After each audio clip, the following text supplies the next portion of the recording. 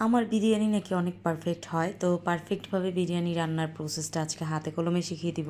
Hello everyone, আসসালামু আলাইকুম। আজকে সকালবেলায় একটা দারুণ মজাদার খাবার রান্না করতে চলে আসলাম। এখন আমি মাছগুলোকে ভেজে নিচ্ছি। তারপরে আলু সিদ্ধ দিয়েছিলাম আমি ঘুমে থাকতেই, প্রথমেই আলু সিদ্ধ দিয়ে তারপরে আবার একটু ঘুমিয়েছি, তারপরে আবার এই আলুগুলো ছিলতে চলে আসলাম। তো বুঝতেই পারছেন মাছ ভাজা হচ্ছে, আলু ভর্তা হচ্ছে, আর এই খাবারটা হচ্ছে পুরো দেশের মানুষের প্রিয় একটা খাবার, বাংলাদেশের মানুষের।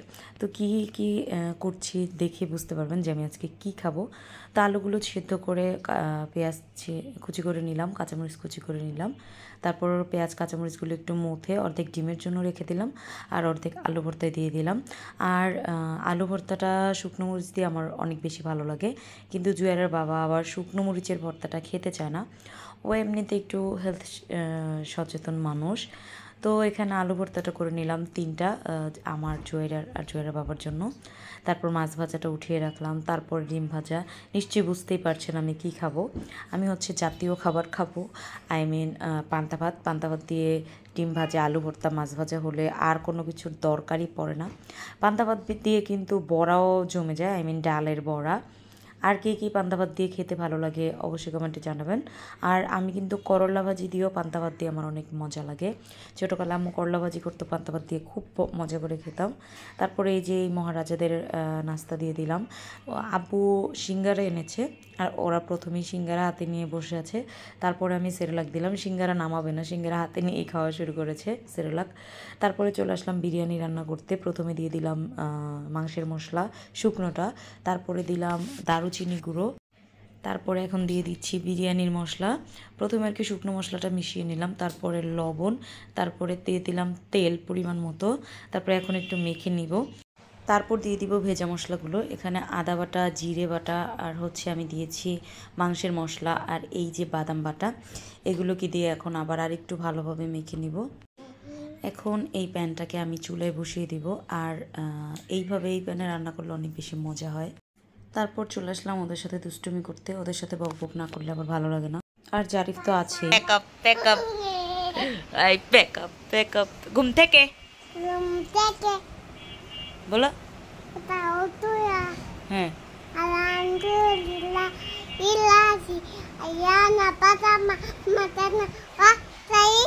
নুসুর হ্যাঁ, ঘুমানোর দোয়া। আল্লাম্মা বলো।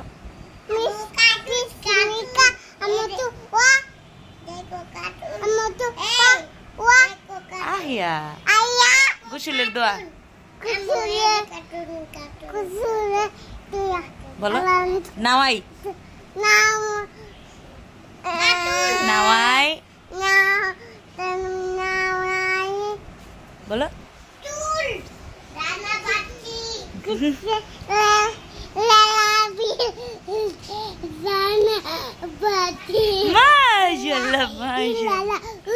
ও মাশাআল্লাহ অনেক কিছু বলতে পারে। আর এই যে এখানে বিরিয়ানির মাংসটা সিদ্ধ হয়ে গেছে। আমি প্রথমে 5 মিনিট একদম হাই হিটে, তারপরে হচ্ছে 30 মিনিট একদম লো হিটে করে দিয়েছিলাম। তারপর বিরিয়ানির গোস্তটা একেবারে সুন্দর করে সিদ্ধ হয়ে গেছে। এখন আমি যেই জগটা দিয়ে চাল মেপে রেখে দিয়েছিলাম, চাল মেপে আমি ধুয়ে শুকিয়ে রেখেছি, আর সেই জগটা দিয়ে এখন আমি 2 জগ চাল দিয়েছি। তো আমি 4.25 জগ পানি দিব ওই 2 জগ চালের জন্য। তো 4.25 জগ, এই যে দেখুন 4.25 জগ পানি দিয়ে দিলাম। এখন এই পানিটা ফুটে ওঠা পর্যন্ত ওয়েট করব। আর এই পানিটা অ্যাড করার পর লবণ দিয়ে দিবেন, আর লবণটা একটু চেখে দেখবেন যে লবণটা ঠিক আছে কিনা। যদি পানিটা একটু নোনতা লাগে তাহলে ভাববেন যে বিরিয়ানিতে লবণটা পারফেক্ট হবে। আর এই যে চালটা আমি ধুয়ে ঝরিয়ে রেখেছিলাম, তারপর পানিটা ফুটে উঠলে টকবক করে ফুটে উঠেছে দেখুন। তো এখন আমি বিরিয়ানির চালটা দিয়ে দিব। এইভাবে বিরিয়ানি রান্না করলে পোলার চাল একটু নরম হবে না, একটার সাথে একটা লেগে যাবে না, একদম পারফেক্টভাবে ঝরঝরে হবে। চাল আর পানির পরিমাণ যখন সমান হয়ে আসবে তখন আমি নিচের বিরিয়ানিগুলো উপরে উঠে দিব, আর উপরে বিরিয়ানিগুলো নিচে দিয়ে দিব। তারপর একটু চাপ দিয়ে দিব। এই টাইমটাতে চাপ দিলে আর চুলার আঁচ একদম লোতে রাখবেন, একদম যত লো রাখা যায়। আর আপনাদের চুলার আঁচ যদি লো না হয়, লোটাও যদি একটু বেশি হয়, তারপরে আপনারা নিচে একটা তাওয়া দিয়ে দিবেন। তোমাদের জন্য ব্লগ এনেছি। ব্লক না ব্লক বলো ব্লক এনেছি তুমি তুমি খুশি হয়েছো আমি কিছু খাইনি তো আমার মুখে কিছু নাই খেয়েছো বলো হ্যাঁ বাচ্চু খেয়েছি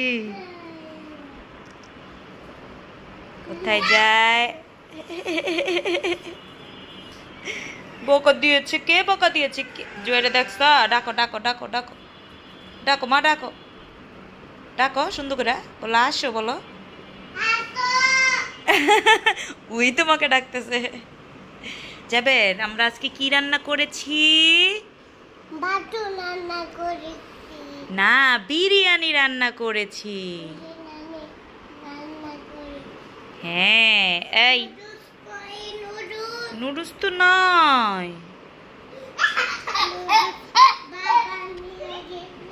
হ্যাঁ তোমার বাবা নুডলস নিয়ে গেল চকলেট তো নাই হ্যাঁ এই তো হয়ে গেছে আমার বিরিয়ানি এখন আমি নিজের থেকে একটু উল্টিয়ে দিব দেখবেন যে কতটা পারফেক্ট আর কতটা ঝরঝর হয়েছে আর আমি দমে দেওয়ার 5 মিনিট জারিফ আর জাবেরের সাথে দুষ্টুমি করলাম 5 মিনিট পর এসে এই যে নিচেরগুলো উল্টিয়ে দিচ্ছি আর দেখতেই বোঝা যাচ্ছে যে কতটা ঝরঝর হয়েছে আর এদিকে জারিফ আমাকে টানছিল আর দুষ্টুমি করছিল ক্লিপ নিয়ে তো এখন আমি দেখিয়ে দিচ্ছি যে কতটা ফুটেছে এই যে দেখুন ভিতরে কিন্তু কোনো সাদা অংশ নেই আবার একদম ফুটে গেছে একদম নরম হয়নি আবার শক্তও হয়নি একদম পুরো পারফেক্ট আর পাবলিকগুলোকে বললাম যে তোমরা ফ্লোরে যে সুন্দর করে বসো আমি তোমাদের জন্য বিরিয়ানি বেড়ে নিয়ে আসি এখন দুপুর 1টা বেজে গেছে তো তাদের জন্য আমি বিরিয়ানি বেড়ে নিয়ে জারিফ জাবের জুয়েরা 3জনকে মিলে এখন খাওয়াবো আর জাবের বলছিল কুত্তো কোথায় তো ওকে আবার কুত্তো দেখালাম তো এই যে দেখুন ওদের খাওয়া শেষ করে ওদেরকে আমি এখন ঘুম আনাবো জারিফ এখানে একটা হাড় নিয়েছে বিরিয়ানির ওইটা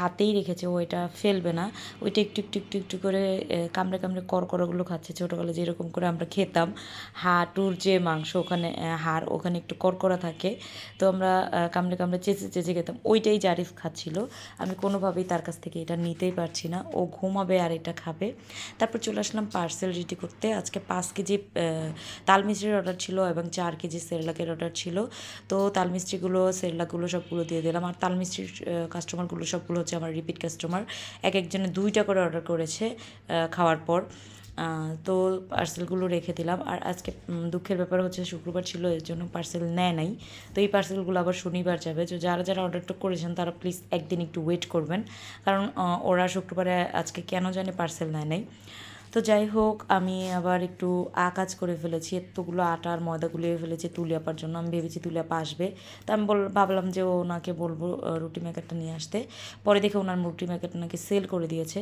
তো এগুলোকে সবগুলোকে বেললাম রুটিগুলো আর পরোটাগুলো হচ্ছে পাশের ফ্ল্যাটের ভাবিকে দিয়ে বেলালাম দুজনে মিলে এগুলো করে এখন এগুলোকে ফ্রোজেন করে রেখে দিব প্রতিদিন সকালে রুটি বেলতে ভালো লাগে না তো রাতের বেলা আমরা জুয়ারাকে বললাম যে নুডলস রান্না করো নুডলস রান্না করে 2 ভাইকে নিয়ে খাও ও ওখানে দেখুন কি সুন্দর করে নুডলস রান্না করে 2 ভাইকে নিয়ে খাচ্ছিল আর জাবেরকে খাওয়ানোর পর ওর একটু রস পড়ে গেছে ফ্লোরে ওইটাকে 2 ভাই মানে নিচু হয়ে চেটে চেটে খাচ্ছিল এই জিনিসটা আমার খুবই হাসি পাচ্ছিলো আর জুয়েরকে বলছিলাম তাড়াতাড়ি ওদেরকে থামা ওরা তো একদম ফ্লোরের ময়লা টয়লা সব পরিষ্কার করে ফেলবে ওরা আর কি কোনো কিছু নিচে পড়তে দেয় না ওইটা উঠিয়ে খেয়ে ফেলে এখন রসটাও যে খেতে হবে এটা তো আমি ভাবি নাই যে ওরা এটাও খেয়ে ফেলবে তো যাই হোক জুয়েরা ওদের 2জনকে টেক কেয়ার করছিল মাশাল্লাহ এখন বললাম যে ওদেরকে খাইয়ে মুখ মুছিয়ে ঘুমিয়ে যাও তো জাবেরকে নিয়ে ওই পাশে চলে গেছে আর জারিফ আমার কাছে চলে এসেছে আমরা 2জনে মিলে আকাশে অনেকগুলো বাজি ফুটছিল সেগুলো তাকিয়ে তাকিয়ে দেখছিলাম আমার ভিডিও যারা রেগুলার দেখেন যাদের ভালো লাগে তারা অবশ্যই একটা লাইক কমেন্ট এবং শেয়ার করে দেবেন ভালো থাকবেন সবাই আল্লাহ হাফেজ